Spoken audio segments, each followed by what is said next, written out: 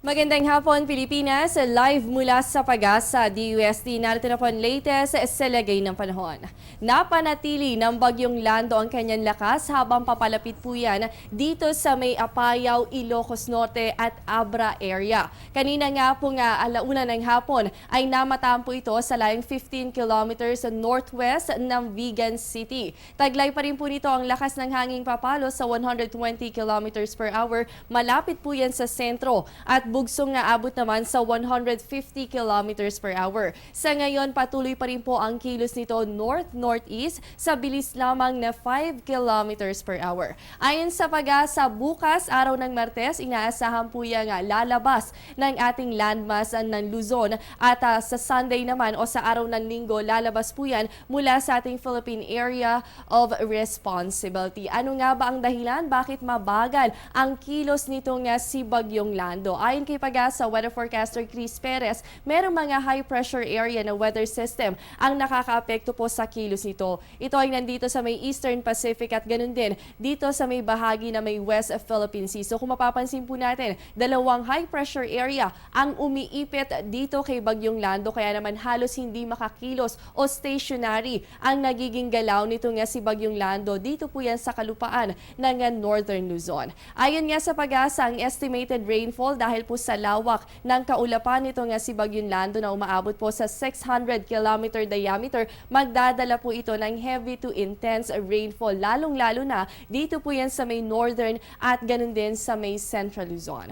Matatandaan po natin naglandfall ito si Bagyong Lando sa may bahagi ng Kasiguran, Aurora noong October 18, araw po yan ng Linggo, alauna ng madaling araw. Sa ngayon, nakataas na po ang Public Storm Warning Signal number 2 sa may bahagi po yan ng Ilocos Norte, Ilocos Sur, La Union, Abra, Apayao, kasama po ang Kalinga, Mountain Province, Ifugao, Benguet, Cagayan, Calayan at maging sa Babuyan Group of Islands. Signal number 1 naman sa may bahagi po ng Pangasinan, Zambales, Tarlac, Pampanga, Nueva Ecija, Nueva Vizcaya, Quirino, Aurora, maging sa Isabela at sa Batanes. Samantala, sa lagay naman po ng ating panahon, dun po sa mga lugar na nasa ilalim ng Public Storm Warning Signal, asahan po natin na magpapatuloy itong masungit na panahon. Ang ibig sabihin, asahan po natin ang malalakas na hangin at ganun din ang malalakas na ulan, dala po yan ng Bagyong Lando. Magdadala naman ito ng mga mahihina hanggang sa katamtamang pag-ulan. Dito po yan sa may western section ng Visayas, kasama itong Zamboanga Peninsula, ganun din ang natitirang bahagi po ng Luzon. Ang nalalabing bahagi naman ng Mindanao, asahan po natin ang generally fair weather condition. Ito po yung maaliwalas na panahon, maliban na lamang sa mga pulupulong pag-ulan o pagkidlat pagkulog, lalo na po yan sa hapon at gabi. At dahil pa rin sa Bagyong Lando ay nakataas na po ang gale warning ng Pag-asa. Dito po yan sa buong Luzon, kasama itong buong Visayas. Ibig sabihin, napakaalon ang kondisyon ng karagatan at delikado po ang paglalayag sa mga nasabing seaboards. Kaugnay naman sa Bagyong Champi sa labas po ng ating Area of Responsibility, ayon naman kay Pag-asa weather forecaster Alzar Aurelio, ay malaki rin ang epekto nito dito sa Bagyong Lando, kaya naman mabagal pa rin ang kilos ng naturang bagyo. Pero ayon sa Pag-asa, hindi po papasok ng Philippine boundary ito si Bagyong Champi dahil po yan pahilaga na ang kilos nito at wala na ring direktang epekto sa lagay ng ating panahon. Huwag po kayong alis, magbabalik pa po ang Panahon TV matapos ang isang paalala. Air 21 introduces a new way of rewarding. The Air 21 Purple Rewards for consignees. Recipients will earn points upon receiving a package.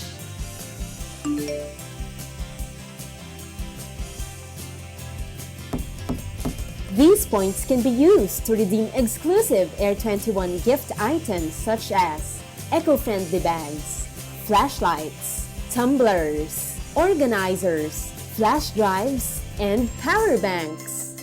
The Air 21 Purple Rewards. Thrilled with surprises!